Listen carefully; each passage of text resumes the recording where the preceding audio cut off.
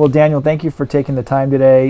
You and your brother's story, George, is really a unique one. And it came to my attention, when you became customers, your background being Lebanese to France to America. And the first thing I thought of was just all those places are really passionate about everything they do. And it shows, when you come up to DAOU Mountain and see the winery here and you taste your wine, you can taste the passion that you guys put into those things. And so first of all, congratulations. Thank you. I know success is a hard thing, but everything you do here has been wonderful, and we appreciate that as partners, as vendors, and I also appreciate it as a customer of yours. I've been a customer for a long time, and it's really nice, and I'm blessed to be here with you today. So thanks for taking the time to visit. So how did that passion for wine start for you? Well, you mentioned Lebanon, you mentioned France, and you mentioned California. My brother and I like to say that Lebanon gave us the heart, and France gave us the discipline, and America gave us the opportunity. So, growing up in Lebanon, my brother and I would run around olive orchards. Our grandparents owned a very large, property that had thousands and thousands of olive trees, and it probably our nicest times, our best memories being young was when we went to see them, and we would run around the olive orchards, help press the olives and chase the chicken and chase the cows and chase anything that was running around. And we had some incredible memories, growing up around ag. Yeah. So we then later spent most of our youth in France growing up, and this is where, in France is where we really developed a passion for wine. Our dad loved wine. He would open up a bottle of wine every day. He would have half the bottle at lunch, sometimes more. But by the time dinner came, he finished the bottle. It was France. So as a 13-year-old, I would listen to my dad talk, get very philosophical, get very deep, talk about life, talk about, lessons that we cherish still today, on the kind of people we should be. He always taught us to love, to never judge, to be accepting. These were, really nice moments that I really cherish spending with our dad. It's beautiful. Yeah, and he would always, of course, always give me a little wine, and he would always put a little water in it. And there's a reason why our wines are so concentrated and so beautiful, because I really hated it when the wines were diluted. I don't like diluted wines. I like them bold and intense and really expressive. So maybe that's where it comes from. That's beautiful. So that's really where my passion for wine, got developed. Yeah. So when we moved to the United States, both my brother and I became engineers. People often ask me, why didn't you start out your career being a winemaker? And the truth is, France is a very, in a way, closed environment. If you didn't grow up in an ag family, if you didn't grow up with parents or uncles or aunts that work in the wine industry, it's not really the kind of country where you go to college like you do in the United States, and you wake up one day and saying, oh, I'm going to be a winemaker. And everybody says, oh, yeah, it's great, come over and we'll give you an internship. No. It's like, get in line. You've got another thousands of people. Right. You've got thousands of people waiting to get in, to do internships at chateaus and stuff. So it's not as easy. So the thought didn't even cross my mind. And engineering was something that I really liked. So did my brother. We were both, really good at school. So we came and attended the University of California, San Diego, where I majored in computer engineering. He majored in electrical engineering. We didn't have a penny to our name. We were broke. So with $20 in our pocket, pretty much. But we managed to make ends meet. Yeah. And we managed to start a company that computerized hospitals in the United States, which is really how we started. Yep. With basically the last money that our parents had, which was about $50,000 in 1987. It was do or die. So we started a company, took our parents' last money, and thought, well, we either all make it together or we'll all leave together. Right. But it was a family effort. And that became a big software company that you sold. Well, it became the largest systems integrator for hospitals in the United States that went public 10 years after we started it. Wow. And it was the fifth best IPO on Wall Street in 1997. That's amazing. So grew up in really your formative years in France, came over to America, saw the opportunity, Yes. brought the love of wine from France. So how do you, So does the engineer left brain of you and the passion winemaker right brain of you, how do they coexist? I mean, how does that come together in winemaking, or does it? You know, it does. I mean, they work together, and I think in beautiful harmony. When I make wine, I really make it from the heart, and I really make it by trusting my palate. That is the number one thing that comes in play when I make the wine. You know, often I get asked by people, well, how are you making all these wines? And when I give them the answer, they laugh at me first. They go, you're joking, right? And what I tell them is, I don't know. And they look at me, they go, what do you mean you don't know? I say, well, there are thousands of decisions I make on a daily basis when I'm making wine. It doesn't come from here, it comes from here. So to me, it's a gift. But the engineering part comes in very handy, because the engineering part is like almost like AI. Every year I measure everything. So then I'm able to measure why I made certain decisions. So they're used as a guide in future years. So every year I accumulate more and more knowledge that really, you know, is aimed at measuring the decisions that I made that came from here. Right. But then explain it from here. So the two work together, and it gives me more data to make decisions every year. So how are you in that, when you're collecting that data? DAOU started with AgCode about it just over a year ago. Before that, how were you collecting that data? I think you told me you had a bunch of spreadsheets, right? A bunch of Excel spreadsheets that I use to enter information, try to program them the best way I can, so they can provide me back feedback. What I was trying to really create a smart system that would make my job a lot easier, because I manage the vineyard and I make the wines. And so it's important for me to have data, and you know, we have today 230 acres planted. Right. So it's hard for me to, you know, react the same way as when we had 20 acres planted. So the spreadsheets became obsolete very quickly. I mean, it's one thing to search for spreadsheets when you're managing 20 acres. Right. And it's one thing to have spreadsheets for 230 acres. Right. It's just not doable. No. Which is why we decided to work with you. So part of the reason why you started working with us is to kind of organize that data. But what else are you looking for when you're thinking about, you know, you and I had a conversation about how you think about software, and I think as a company to work with you, who had a software background and the wine background, it's like a panacea of information, right? So you and I are thinking things like software engineers. Correct. From a wine perspective, right? So when you think about working with AgCode, where do you hope to do differently or achieve, other than the table stakes of collecting data? So think about it this way. When it comes to software, there are really two ways that I look at software. Yeah.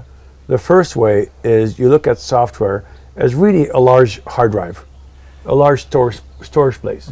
So you feed data, you feed data, you feed data, you feed data. And when you have the time, and when you have the people who have the time, then you go out and search for this data. But that's kind of, I think, the first step. Yeah. You've got to enter the data, because you have to have the data into that database. But what I'm really looking for into working in the future with you is developing a smart system. I want to be able to wake up in the morning and have a dashboard that pops at me and says things like, well, this year you're at 50% bud break, for instance. Last year at this time, you were only at 10%. So you may expect harvest to run a little later. I want to have that AI-based system, that event-based system that looks at the data and feeds it back to me on a regular basis to make my job a lot easier. And that comes in very handy, because again, when you're managing 20 acres, it's easy for me to go look at that data. But when you're managing, eventually you can't walk that. You can't walk that. Yeah. So then the system has to work for you. Right. And I'm really excited to work with you on really developing and improving that system, so it really is customized to the way the person wants to see the data. Right. And our hope is that, that just shows. And I mean, you've got a passion, and it's in here to make the wine, but we hope that also the company is just, everything they do is just with sound information. And makes Correct. So one of the things I was curious about is, how'd you pick Paso Robles, right? So you've got Napa, you've got Italy, you've got France, you got all these these areas, and Paso was kind of a smaller growing area. You chose Paso and DAOU Mountain. What drove you here? So I'm going to make a bold statement, and if I made that statement, which I did about 12, 13 years ago, I was called all kind of names. Yeah. But today I'm going to make it because I'm confident about it. I believe that the Adelaide district, and in general, parts of the west side of Paso Robles, may arguably have the best terroir in the world for growing Bordeaux varieties. Now, what is that based on, right? Is it based on an emotional, decision or an emotional feeling that, oh, I love Paso, I'm in love with Paso? No, the reality of it is based on science. So, for instance, let's talk about terroir, right? So when you talk about terroir, a French word that comes from the word terre, which means earth, right? But really it describes many things. The two predominant things it describes are soil and climate.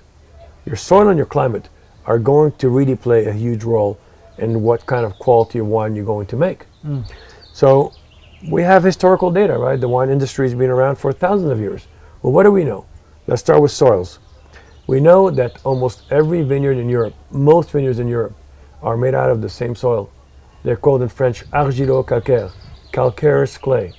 These are soils that have clay, but underneath there's a limestone subsoil.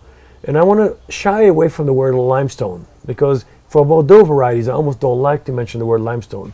I prefer to focus on calcareous clay. See, the clay is going to give you bouquet, it's going to give you fat and flesh, it's going to give you color, but the clay alone doesn't do it. Underneath that clay, you've got a calcareous part. Okay, the calcareous part of the soil is going to allow you to have minerality and natural acidity to make natural wines. You don't have to acetylate them. You don't have to adulterate them. It's also going to allow you to dry farm, something that is almost virtually impossible in California. Yeah. But these soils allow you to dry farm. So when these soils come together, they're very unique. Now there's a reason why, in Europe, most of these vineyards, be it Bordeaux, be it Burgundy, be it Champagne, be it the Loire Valley, go to Tuscany, Spain, Germany, Austria, you find these soils.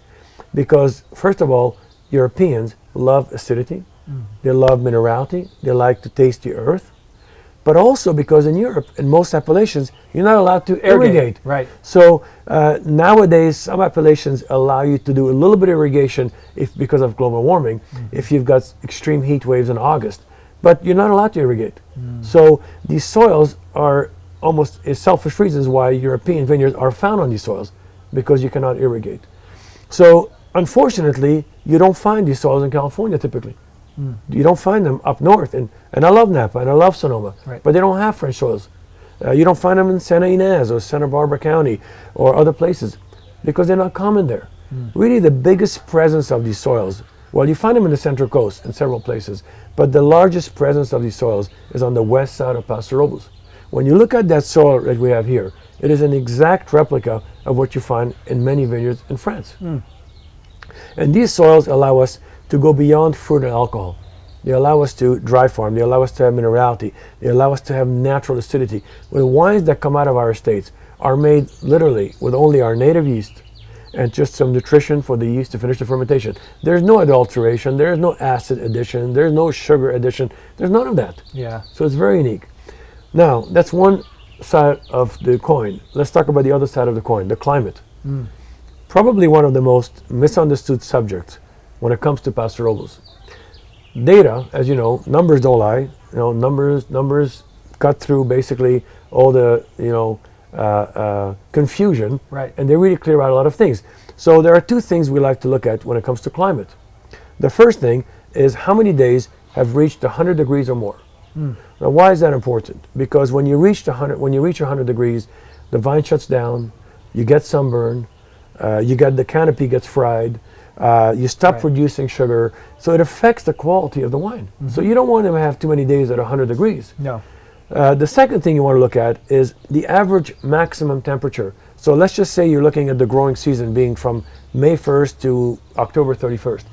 You want to look at every day the maximum temperature and you want to average that out. And based on that, you're going to get a pretty good idea where you stand in terms of where your climate stands. Now here's the interesting part. Most people like to say, well, Paso's hot. That would be the equivalent of me going to Carneros, leaving Carneros, and making a very bold statement that Napa and Sonoma is very cold. I wonder how they grow Cabernet Sauvignon. And yet people come here to this town, they stay downtown where it can be hot. It can be hot in the valley, It can be hot. And then they write an article saying, well, Paso is extremely hot. Let's look at numbers. Let's look at the last 2 years. 2019, Napa, St. Helena, saw 11 days at 100 degrees. Paso downtown saw 27 days at 100 degrees. Pauillac, Bordeaux, the birthplace of Cabernet Sauvignon, saw 4 days at 100 degrees. On our mountain here, we saw zero, not a single one. And you're at how high up here? 2,200 feet 2,200 elevation. feet. And our average temperature tracked about 4 to 5 degrees cooler than St. Helena and Napa, and about 6 to 7 degrees cooler than Paso downtown. It's a whole different microclimate. It's a whole different microclimate. Yeah. Now, let's look at last year. The third warmest year on record was, you probably heard of course, all the fires and the smoke and everything else. Yeah. Fortunately, we were not affected. Right. However, we had 6 days reach 100 degrees, which is probably the highest I've seen in a long time. Napa, St. Helena saw 18. Right. Paso saw 32. And our average temperature was about 4 to 5 degrees cooler than Napa and 7 degrees cooler than Paso downtown. So you can see how our temperature tends, depending on the year, to track between Bordeaux. Fortunately, it's not like Bordeaux because we want to ripen every year. Warmer than Bordeaux, but cooler than Napa. So you've got that perfect microclimate that allow us to never overcook the grapes, but yet achieve ripeness consistently year after year. And this is shown in the scores you're getting on your wines are just phenomenal. Well, it shows especially so that combination of that climate and soil, I have not found anywhere on this planet. So how does that translate on the glass? Obviously, scores are important, and we're very thankful for all the scores. But as an engineer, I like to think numerical again. So how do you measure objectively the quality of a terroir or of a wine? And that's by looking at phenolics. So what are phenolics? When you take a glass of wine, there are 3 things that you do. First thing that you do is you look at the color, right? You look at the color. The second thing that you do is you smell the wine. The third thing that you do is you taste the wine. So based on the structure of the wine and based on the mouthfeel, you'll know if it's balanced. You'll know if the wine has the structure to age or not. So then what do we know from France? We know that better vintages in France lead to higher phenolics, more intensity of fruit, better aromas, a better structure, right? So I don't want to make a statement that higher phenolics means always better wines, because many winemakers end up extracting too much, and the wine is kind of a bell curve. So you want to extract phenolics. You can go over the top. You can go over the top. Yeah. So you need to not just have higher phenolics, but you need to have more balanced phenolics. So is there there's not a formula, but there is data that can inform you when you find that perfect phenolics. Correct. You can work backwards through the data and say, what happened to the year and what did we do and when did it happen? Correct. And that's where my engineering background comes in. Yeah. I want to measure it so that I can manage it. Yeah. So if you look at, for instance, phenolics that come from this mountain, I've measured 600 Cabernets and Bordeaux wines from all over the planet, from every region. And I have yet to see a wine that can reach the phenolics we reach on this mountain. And what that allows us to do is to make wines that are almost in a league of their own. But also, it allows us to over-deliver to the consumer. For instance, we have a wine called the Reserve Cabernet Sauvignon. Sells for $40 to $50 in the market. It has higher phenolics than, I would say, easily 95 to 98% of every first growth wine in France and every Napa blue chip, Right. for $45. Wow. So when a consumer buys this wine, they're taken back by the quality. The value is there. And the It's value huge. is unbelievable, Yeah. which is why today we're the fastest growing winery in America. Yeah, which most people don't know. They don't realize Correct. that. Because you're collecting data, that engineering side is taking that art. Winemaking is a lot of art. It is. But there is things you can learn from that about what makes that art replicate every year. Correct. You can have a banner year with one crop and never replicate it. Let me give you an example of that. Yeah. When you look at phenolics, right? Yeah. There is something called IRPs, which is iron reactive phenols, or basically overall all the phenolic compounds you find in the wine. They also contain the tannin percentages. So if you take the tannin value and you divide it by the IRP, you get a percentage. Well, when I make a great wine, I taste it, and I started doing that 10 years ago, and I'm like, oh, this tastes very balanced. This tastes very elegant. So then I would measure the wine. I'm like, interesting, my ratio is around 48 or 49 or 50%. Like a golden rule, like that ratio, you could see where it's, yeah. Correct. So then I would taste the wine, sometimes not mine, and I would go, that's way overly extracted. The tannins are sticking to my palate, very not enjoyable, they're sticking to my tongue. So I would go measure this wine. Oh, that's interesting. The ratio is at 56%. So clearly it was over extracted. So data, measuring that, Right. allows my left brain and my right brain to work together. To work together. So that basically next time I actually make a wine and I'm tracking phenolics and the fermentation, I'm like, I don't want to get over 50% because then I'm not going to like the mouthfeel. Right. It's totally based on what I like. There is no textbook out there that says when you need to have so many parts per million of this, so many parts per million of that. It's purely based on my palate. Can you then trace that back to what happened through the year? Correct. And how that comes out? How do you do that? Well, I use software system like yours to basically help give me all that information. Say, okay, when was bud break? How many tons per acre did we have? When was harvest? What did we pick at? So I go back and review all that and try to deduce something. It's the details. The details. Yeah, you can't get to as close to perfection as possible unless you pay attention to every detail. To every detail. It's just otherwise it's total chance. You don't make a 100-point wine by just being lucky. Right. And if you do, you get it once. You get it once. But yeah. the question is, if you ever do make a 100-point wine, how do you replicate that? Right. Because that's what people would expect. Correct. Interesting. So what's the how does this? So you've got a very high standard for your organization. Hiring, you've just made a bunch of hiring for Patrimony, your winemaking, your facilities. How do you think, when you think about technology and you adopt a couple different technologies, I mean, you got a lot of people that probably approach you, like so for the technology. How do you weed through so that the companies you work with meet the standard that you have? The number one reason you start a company is to alleviate pain points. Right. If you cannot alleviate pain points, then there's no business. Vitamin versus antibiotic. Correct, exactly. So for us, when we look for a solution, we always look for the pain point. Yeah. What pain point are we trying to alleviate? In your case, it was easy because you were able to alleviate all the pain points we were having grown, have 230 acres right. versus 20 to start with. Clearly, spreadsheets weren't cutting it anymore, and your system was able to alleviate the pain points very well. And it's still probably a challenge for a lot of people today. Hard to balance if you've got a bunch of technologies in different places to try to culminate all that data together. Is that an important thing for your organization to think about and do? It is. Yeah. It's very important to have also historical data, and it gets very messy when you have dozens of spreadsheets, and the first year you may be okay. I love my spreadsheets, but they get overboard. They get overboard. You can overwhelm the spreadsheets very quickly, and what happens 10 years later, and you are looking for something? How do you find it right. if you've got a dozen spreadsheets every year over a period of 10 years? Right. Well, I mean, it would take so long that it makes it not worth it. Interesting. Yeah. And so, for AgCode, we think of support staff.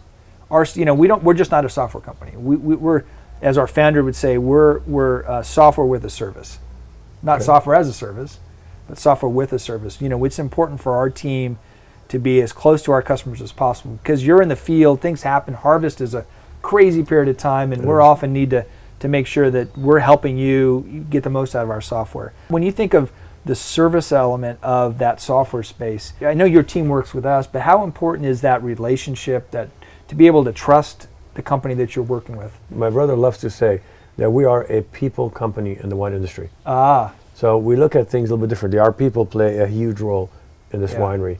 We would not be here without our people. So the people, the people element plays a huge role in the success of a company. And one of the things my brother and I pride ourselves in is we're not transactional people. Oh. We're relational people. Right. So, and because it makes sense, because it's smart, and also because we've been on the other side. And you know it as well as I do, right? If you have a relationship with somebody and they call you and saying, look, I need your help, your system needs to be able to do this, you're going to jump through hoops to get it done. But if somebody treats you as a transaction and every time tries to treat you as you're just another peon, then it's like, okay, I'll pass it to my tech support. Right. So that's how we work. We're relationship people, so anybody we work with, be it a supplier, be it a distributor, we focus on the relationship because there's a human element you can never ignore. Ag, I've always said ag's a huge industry, right?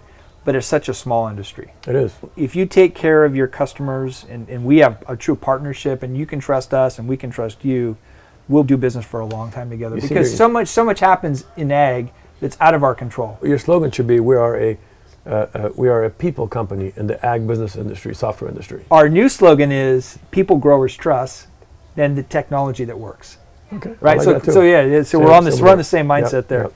And we think that's the other important part is there's a lot of tech companies out there, and some have great ideas, but maybe not fully vetted, right? They're still trying to figure their technology out. Correct. So if you're a grower, you only have so much time to look at things and invest in whatever. Yeah. But it's in the end, that stuff's got to work. Well, it's funny because there's this almost notion that to be a great winemaker, you need to be like in France 300 years ago, and you got to walk around with your horse and till the soil and make sure that you rely only on your palate. But that's a myth. And I tell you, I know many chateaux in France, in Bordeaux, they're going full-blown technology. Yeah. I mean, because they're realizing that technology can play a huge role in not making the wine, but in assisting you in making the wine. It would be like the equivalent of somebody flying an airplane 100 years ago and being a great pilot. But today, you've got autopilots and you've got all kind of systems that really make your job a lot easier. That doesn't mean the pilot doesn't play a role. Right. They still play a role, right. But they get assistance. And if we can free up to your time to do from the mundane Correct. things, you can focus on things that really make the difference for your organization. Correct. So a lot of people, I mean, you're an industry leader, and people watch what you do. They see DAOU and they see how you've grown and your facility and your wine. How would you, like, if you were advising your competitors but also your neighbors when they think about technology, how would you advise them about that decision about what to do, what technology to choose, where to spend your time? Well, I mean, it depends what they're trying to accomplish. Obviously, if they're looking at a vineyard system, I would recommend them to you. Appreciate which, that. I would, without a doubt, do. But I think overall, to answer your question, I would say, again, look at the pain points you're trying to alleviate. Yeah. That's where it starts for me. I'm not going to buy a system just because, it's great, it's good looking, or I can get a good deal. But I'm going to do it because it's going to make my life and my job a lot easier. Right. So once you identify, I would tell them, spend time alleviating the pain points you're going through. Look at your day. Take an hour to really analyze your day, analyze what you do at harvest, how you spend your time. What are the things that can make your job a lot easier? And if technology can help you with that, then there's nothing wrong with going there. Companies that are trying to figure out what to go with technology, culture is a big problem for them. So maybe their field teams are maybe older or not very technology savvy or Spanish speaking, and that can be a challenge. That cultural shift can be a challenge. Was that an issue for you guys here, or no? That was not an issue for us. Not at here. all. You just this is where we're going, and exactly. And everybody jumped on the bandwagon very quickly. Yeah. It's helpful. That's helpful to get the team in the same place. So, what's the next 5 years look like for DAOU? We're going to continue doing what we're doing. We're having fun. We're loving what we're doing. We're focusing on the quality of the wine. And a lot of wineries have grown and the quality dropped. And that is something that will never happen here. Because I've instilled processes, to make sure that if we scale, we're going to scale with the right quality. The quality will never be compromised here. And that's my number one goal. I think in the next 5 years, you're going to see us acquire more land, plant more vineyards, which is why your system will be extremely handy. And we love the Adelaida district of Paso. We think it is, we've always thought that there will be a land grab here, and we're seeing it right now. Properties come on the market, and within usually a week they get a full offer and they get sold. I think people are realizing that there is something extremely unique happening in the Adelaida district of Paso, but it's true for all of Paso. I don't want to just include the Adelaida district. I think all of Paso is going through a real revolution. I think people are realizing that the quality of the wines is fantastic here. I think people are realizing that the wines are also affordable, and they over-deliver on the price, which is something the consumer is always mindful of. It's wonderful, yeah. So I think for us, the next 5 years, we're going to continue doing what we're doing, just focusing on, launching high-quality products, recruiting great talent, continue to improve the environment here, and have fun with it. That's wonderful.